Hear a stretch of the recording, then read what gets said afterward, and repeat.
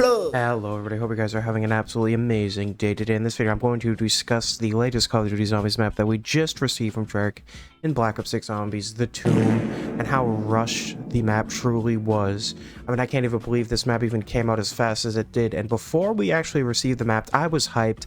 I thought maybe it had been worked on, you know, maybe a bit before launch, and that's how they managed to squeeze out another hit big banger map for Black Ops 6 Zombies like Terminus and Citadel de More, but unfortunately it seemed I and many of us were mistaken because this map has rushed and unfinished all over it.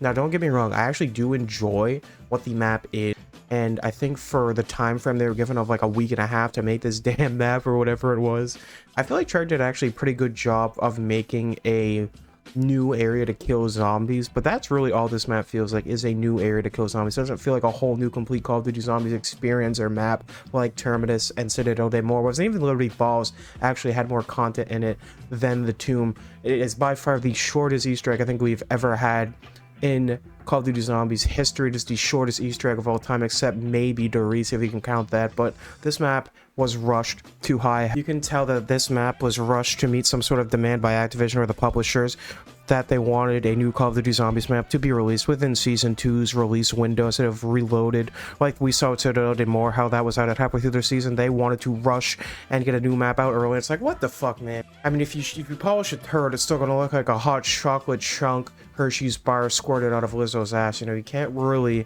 prevent a crash out if you're gonna rush it. But don't get me wrong, I feel like the map itself could have been far worse. It could have been like 1 or 2 rooms, but at the same time this map also could have been so much more if Treyarch was actually given an appropriate amount of time to cook and wasn't rushed beyond belief to just pump and dump this map out like a cryptocurrency's cum shot. That's just absolutely buck wild with me, that they just don't get enough time to make maps like they used to back in the day. Back in the day, DLC 2 was Ancient Evil, Zetsubo, no Shima, and I believe Marauder Toten was technically DLC 2. All fine maps nowadays. I mean, Zetsubo wasn't too well received at launch, but I'd say it's earned its spot as one of the top dogs in Call of Duty Zombies. It really has grown on me. And then here we go for DLC 2. We have The Tomb, which just kind of feels like AI generated Call of Duty Zombies slop. It seems like they put Ancient Evil 9 Origins and a little bit of Horizon Drock into an AI generated script that developed the map for them. It just feels so empty, and it just kind of all feels so empty and soulless, despite the artistic direction actually being cool and pretty interesting to look at. I can't help but just get this weird sensation of soullessness every time I play the map. I think it's just because the map really should have had more in it. Like, we have one staffer thing in the ice staff. When I saw the trailer for the map for the first time, I geeked. I remember I was literally butt-ass naked, about to hop in the shower, and I was fucking tweaking because like, oh my god, the staffs are back, the staffs are back. This is the peak map, as a big staff fan.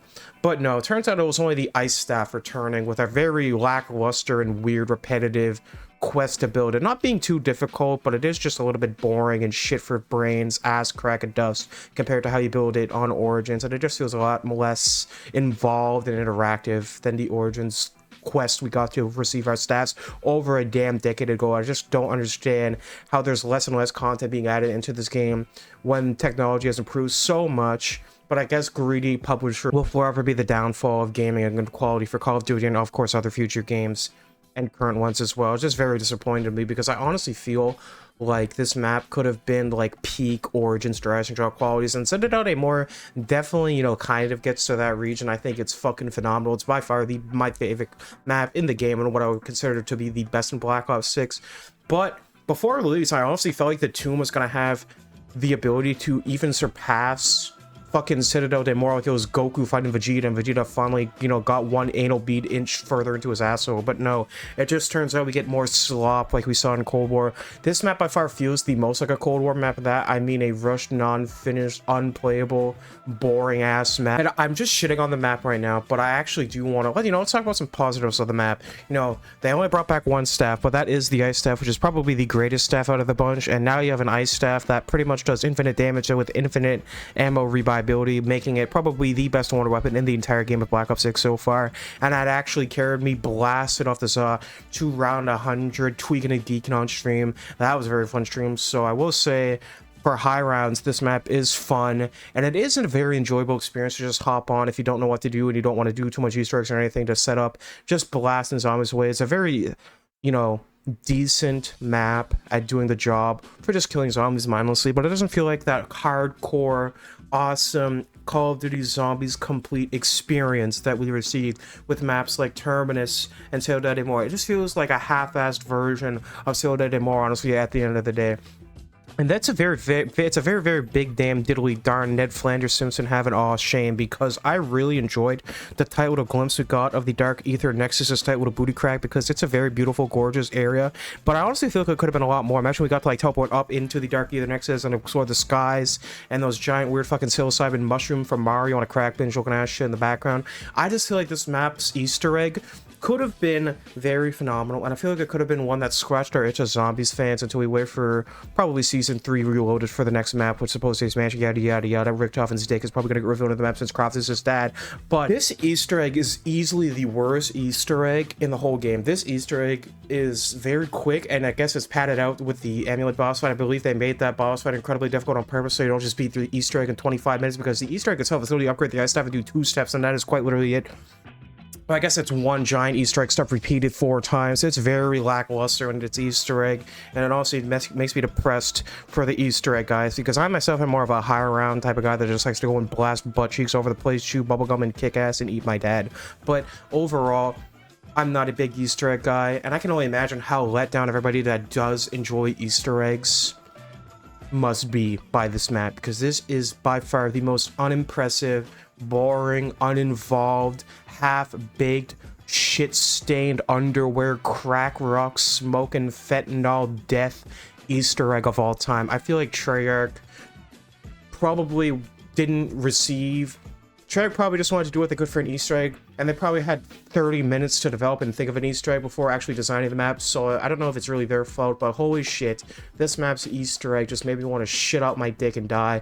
It's not hard, but the Amulet, and I do actually very much enjoy the Amulet boss fight's difficulty. It's the most difficult and involved, intense-ass boss in the whole game so far, but it's also the most anticlimactic, disappointing, because you're literally fighting what looks to be a mirror Shrek used to flex his asshole and shave his ogre hairs from there. So it's not exactly an intensive, masterly crafted, beautiful, gorgeous, stunningly groundbreaking boss fight like we've seen with Ciudad de Mor and Terminus. Ciudad de Mor and Terminus has what is probably my favorite boss fights in all of Call of Duty Zombies so far. I think they do top the BO3 and 4 boss fights by a large margin. The Citadel boss fight with a giant Thor-like statue had my booty crack quaking. The Mithrix boss fight from Risk of Rain 2, set to Wumbo and Goku Kaioken times 10 having ass energy. Like, it is just an obscenely chaotic but beautiful boss fight, and I have to give Treyarch my props for the Citadel boss fight. And I was honestly so hyped to see what the Tomb boss fight would be,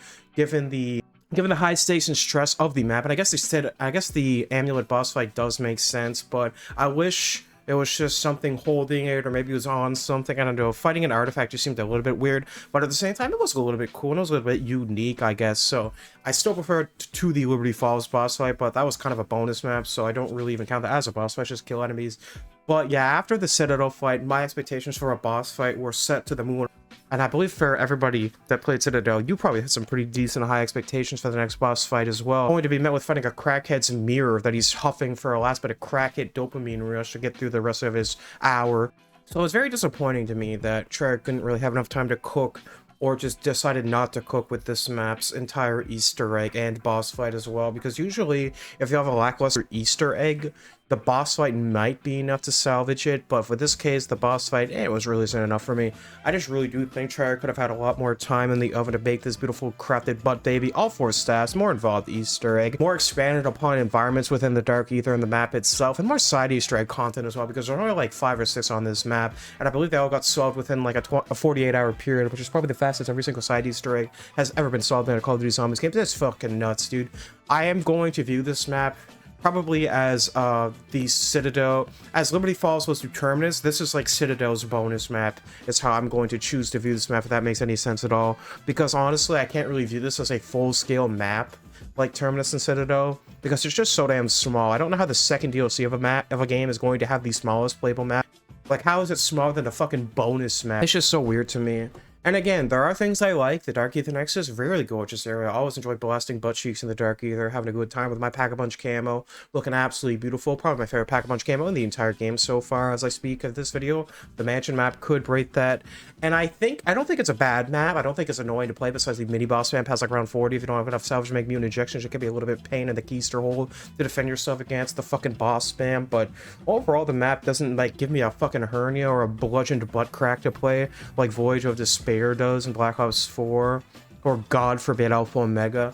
So I don't necessarily think the map itself is like the worst thing. I don't think it's a front to God like Alpha Omega was, or most of Black Ops 4. But it just could have been so much more, man. This is the definition of what could have been as a map. This map could have been like a 10 out of 10 banger map that we as the community would be playing for the next decade, like Horizon Truck and Origin, Shadows of Evil. But instead, Treyarch decided to rush this map like I rushed my fucking videos, and it just didn't turn out good. Like, I really wish Treyarch did have more resources to use, or maybe just more time was the only resource they need, but they got butt-fucked by Big Bill, BBC, to rush this goddamn map. Like, I get rushed to come before school. It's like, holy shit, man. It's absolutely wild. But at the end of the day, I'm just thankful we got a new Call of Duty Zombies map. Even if it was rushed, do I think this map was rushed? 100%. I think this map is respectable for what it is and what it tried to do with its small window of creation time.